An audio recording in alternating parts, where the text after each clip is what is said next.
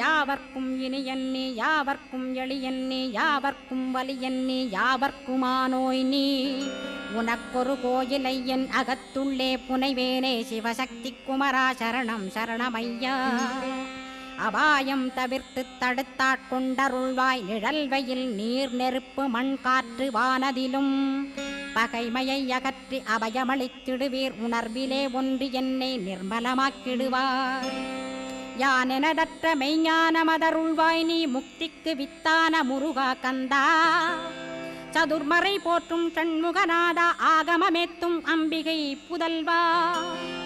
ஏழையை காக்க நீ வேலேந்தி வந்திடுவாய் தாயாய் தந்தையாய் முருகா தக்கணம் நீ வருவாய் சக்தியும் சிவனுமாய் சடுதியில் நீ வருவாய் பரம்பொருளான பாலனே ஸ்கந்தகுரு